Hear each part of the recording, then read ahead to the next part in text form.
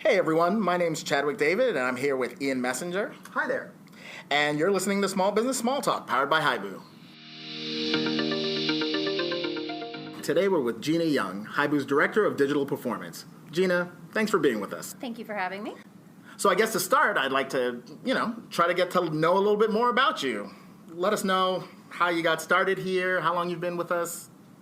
Great, yeah. So I have been here this is my 13th year here at Hibu. It's a lucky year. Right, Yeah. yeah. 13's lucky at Hibu.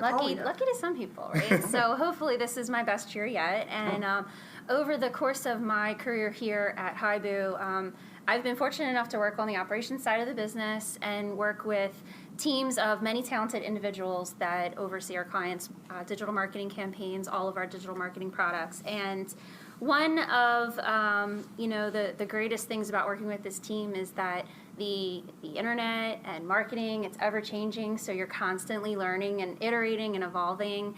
And over the course of that time, I've collected some little nuggets of wisdom. Oh, that's excellent. Feel free to jump right in. All right, so I have kind of a short list of 5 of the main things that are common themes that I've found when looking at a client's digital marketing campaign, what makes it successful, and first I want to talk about the website. I think that it might not be the first area that many would think about when you're thinking about a search marketing campaign, or you're thinking about a social campaign or a display campaign.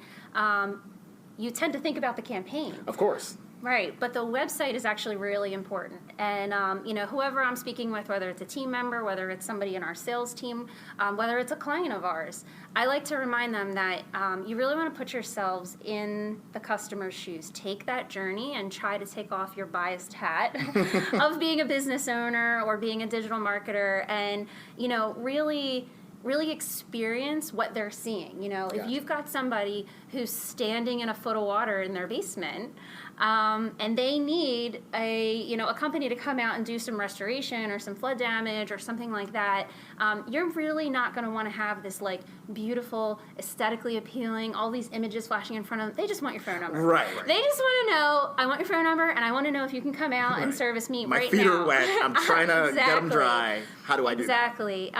So when the question comes to me, is this campaign working as best as it should be, or hey, my expectations are that it should be working better, what can you do to help? The website's really, one of the places that I go to. And, first and foremost, there's the obvious. Let's make sure all the tracking's in place so that the campaign's getting credit, right? But really, fundamentally what it comes down to is if the site itself isn't set up to convert, the marketing campaign can send you all the greatest leads possible, and they're never going to call you if they can't find your phone number. So. Right, and I think that's something that's easy to overlook. I mean, there's so many intricacies that go into the actual search campaign, or if anyone out there doesn't know, search campaign is synonymous with pay-per-click campaign, PPC campaign, maybe you've heard of it SEM campaign. SEM campaign, right. Google AdWords is one of the programs. That, now called Google Ads. It's not even Google AdWords anymore. So lots of different synonyms here, but it's one of the things that gets overlooked because there's so many things that go into the choosing the keywords and the negative keywords and the ad groups and the bidding and the budget and everything, but at the end of the day, those ads are clicking through to your website. And if that website isn't, airtight, it's not going to do you any good. No, that's a waste of effort. Right. Like you said, you can have the best campaign in the world, but if they get to the destination and go, well, that's not what I was looking for, it's not, it's not going to do anything for I can't find the phone number, or I have no idea how to,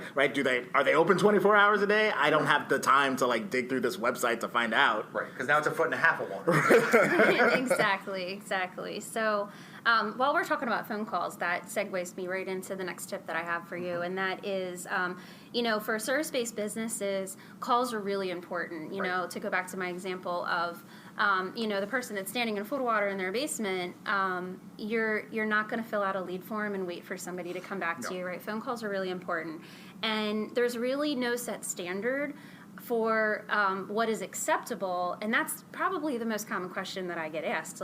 If I'm I'll go off of my example and go into another area. If I'm a lawyer, right, and I'm in a major metropolitan area like Philadelphia, they tend to want to know, well, how many phone calls am I going to get for my $1,000 budget in Philadelphia? And I can't tell you. There's so many variables that go into it. So, really just knowing, of the traffic that we're sending to the website, what percentage of those clicks are converting into phone calls is a really important metric, because it puts cost aside, it puts some of those variables aside, and it just says, of the types of people that are interested in learning more about my business, are they taking the next step and calling? Right. So when I see a campaign that has a really strong click-to-call ratio, where we're converting a very high percentage of those clicks into phone calls, and yet the feedback is that it's still not working, that's when I really say, if you have the ability to listen to those calls, you should really go in and listen to them. And I've seen many examples where, the office manager that's picking up the phone, and there's a disconnect with, the business owner, and I had this with a pest control campaign where every time, we would drive clicks to the website and people were looking for, raccoon removal or raccoon trapping, the office manager was like, "Oh, I'm sorry, we don't do that."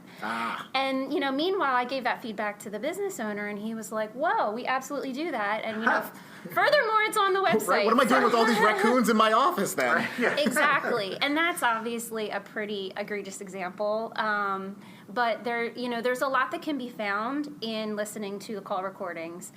So if a client has that ability, there's gold to be found in there. And it could be anything. It could be, really just understanding how long it takes from ring to answer, because in this world of immediate gratification, people want to make sure that they reach you within a respectable amount of time. Definitely. So, there's really a lot to, make sure that everything's in sync there. Sure. And I imagine there's like you said about, call to kind of the amount of times that it rings. If you're using the right sort of technology behind the scenes to do call recording, right, you're not only going to see the calls that were successful, the calls where it took, a long time for them to pick up. You'll be able to listen to ones where maybe they gave the wrong information or incomplete information. You'll also see how many calls go unanswered. I mean, it might be a simple case of, listen, we're driving calls, you don't have enough people answering the phones to keep up with it. Right. So that's, another factor that can make it look like it's quote unquote not working, when actually the campaign is delivering everything it should, but maybe there's something that needs to be worked out in the kind of the back office to facilitate that turning into a new customer. Exactly, yeah. And, and along those same lines, it kind of rolls into the next tip that I have about the services that a client offers, and, and how that can have a drastic impact on the campaign. And I think it's all too often that, business owners, if they're, running a campaign themselves, or if they come to us for help, there's an exchange of information that happens. And, we can assume that personal injury attorney wants to advertise every service that they offer. That's what they do. Right. So why wouldn't they want to advertise? But if you really talk to the client about, well, what do you make the most money on? What kinds of leads are you most interested in? Or what are you most passionate about? Or, whatever type of business it is. And I think that, explaining that within a campaign, don't feel obligated to advertise every service that is available on the website is really an important factor, because it's going to have a big weight on campaign success. And, running with the attorney example, personal injury attorneys would likely be more interested in a slip and fall case than a dog bite case. Gotcha. So, when you have that in mind, and maybe they don't have the largest budget, you could, really help, hone the campaign into a service area that makes more profit for them, and, also brings them, potentially a higher click-to-call ratio. Mm-hmm. Yeah. I mean, so from what I'm hearing, it's like having that knowledge about your own business and knowing, like, these are the services or the products that I offer that are driving the most value for my business. Doubling down on those things is probably more valuable to your business than, like you said, spreading it out across everything that you do. And it's not a missed opportunity. It's really just you accentuating what works and not sort of spending money on stuff that's not working as well. Exactly. Very few clients in my career have had an unlimited budget to advertise. And the universe of clicks that are out there, very few people can afford. Right. So if you had to choose what type of lead that you had coming into your business, let's go for the ones that make the most money, right? You're listening to Small Business Small Talk, powered by Hibu. Hibu is the country's leading provider of synchronized digital marketing for small businesses, delivering more visibility, more visitors, more leads, and more customers. Visit us today at hibu.com, Hibu, hibu.com. And we're back with Gina Young, Hibu's Director of Digital Performance, and we're talking about 5 tips for campaign success. So next, I would like to talk about the ad text or ad copy. This is really the wording that goes into the campaign. It's the first thing that a customer sees of your client, right? So when you're looking at the ad text, we here at Hibu focus on the SQUAT factors, and the SQUAT factors are speed, quality, offers, and testimonials. And these factors are very important into an ad because, to go back to our very first example about you're standing in a foot of water in your basement, speed is obviously very important. You're going to pass through any ad that doesn't say that they provide emergency services or, same-day service. You this don't type need a free of testimonial or a free, free estimate. consultation. Yeah, right. Yeah, that's not going to do you any good right now. Exactly. And when it comes to quality, sometimes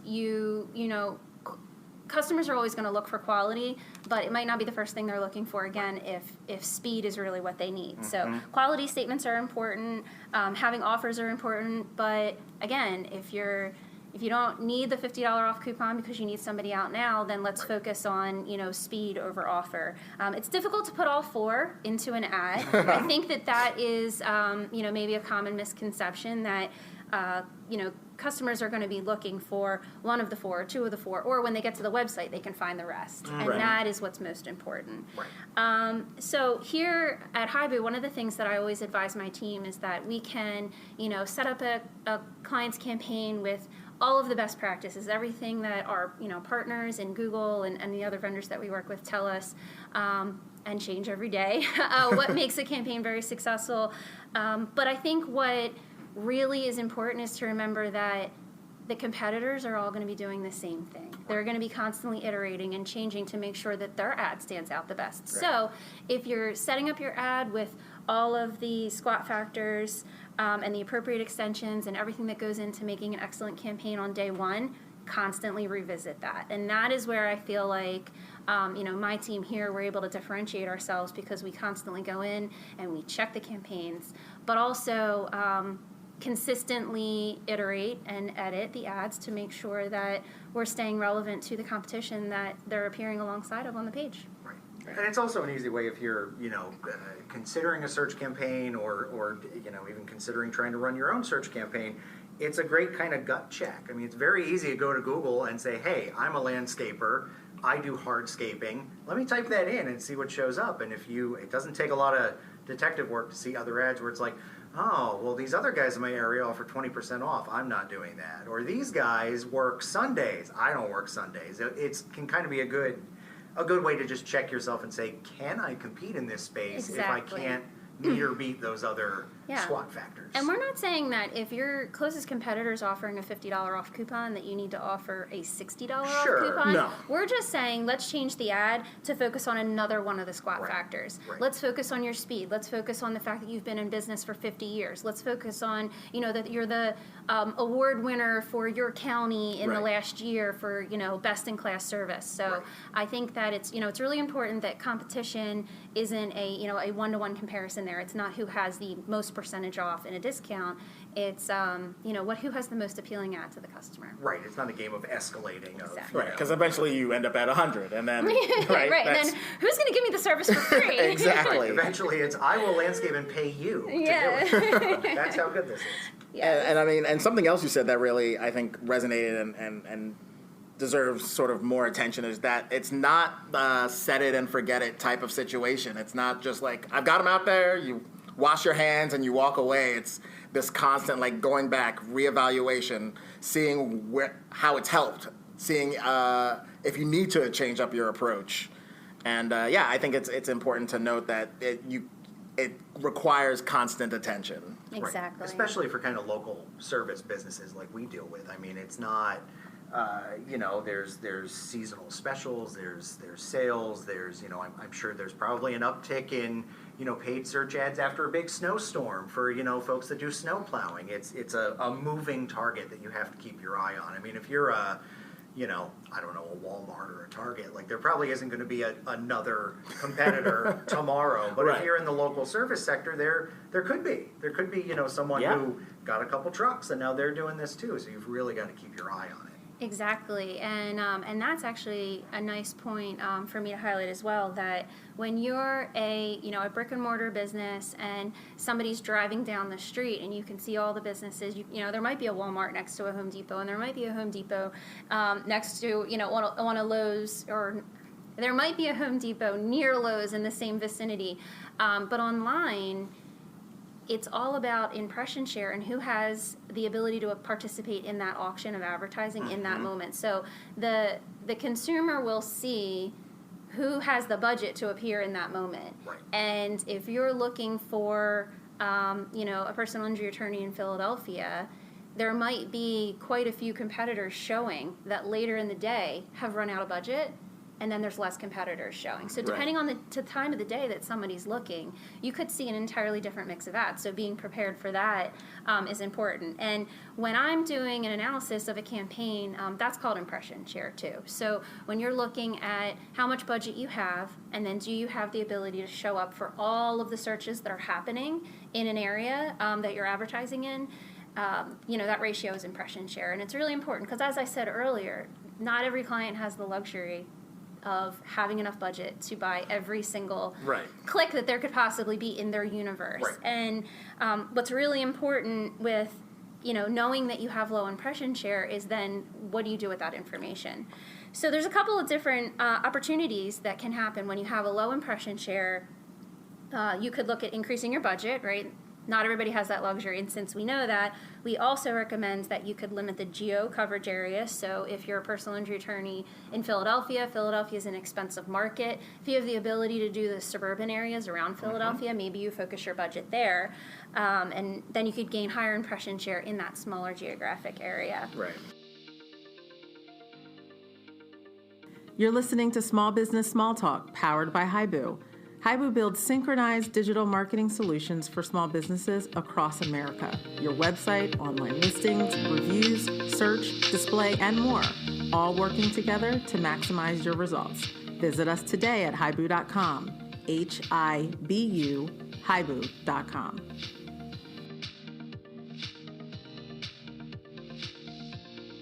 We're back with Gina Young, Hibu's Director of Digital Performance, talking about 5 tips for campaign success. Ian, you brought up bids earlier, which is really important because, depending on where you're at in the auction, you could be spending a lot of money for clicks, certain keywords, the search terms that somebody's going to be typing into the browser. If you're a personal injury attorney, the word personal injury attorney is going to be a really expensive keyword. But slip and fall or car accident or something that is a little bit less related to the word personal injury attorney, the longer tail you go out with that, the less expensive it could be. And you could also put caps on those words. So, understanding where your bids are in relation to your budget is also contributing to impression share. And then lastly, and I touched on this earlier, is don't feel the need to advertise every service that you have. If you don't have enough budget and that means you have low impression share, really paring down the services that are being advertised in the campaign and focusing on, one profit center or 2 or 3 or whatever, you can afford could really have an impact on the campaign as well. Yeah, it sounds like impression share is really influenced by what we were talking about earlier with really knowing your business. If you know that, I don't want to focus on these areas, they're not my profit centers, or maybe I don't want to focus on these right now because I don't have the budget, or it's not the time of year that this is especially relevant. Even things like knowing that, hey, I can target the suburbs because I actually get a lot of clients from out there, or maybe I make more money off of, clients outside the city limits. So it's interesting how many of the kind of, I don't want to say quick fixes, but I will, quick fixes for impression share are influenced by, you've really got to know both your business and kind of the marketplace that your business operates in to be able to adjust on the fly if you're not getting the footprint that you want. Exactly.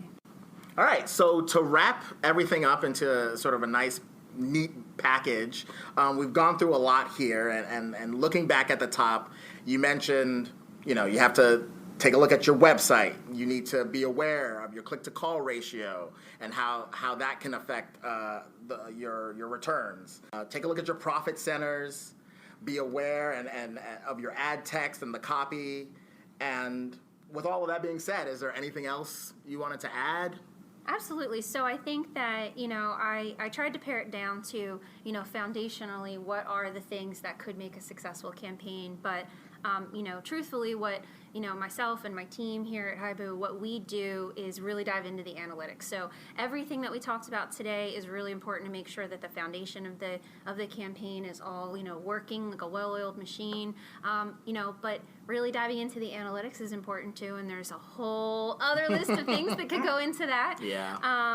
So really, I'm just grateful for the time here and able to share some of the expertise that my team and I have been doing here for the last decade. Well, Gina, I can't thank you enough for joining us. And thanks to all of you for listening to this episode of Small Business Small Talk powered by Hibu. If you like what you heard, please be sure to subscribe and make sure you don't miss the next episode. And feel free to drop us a review. We'd love to hear your feedback, and it really helps the show. Small Business Small Talk out.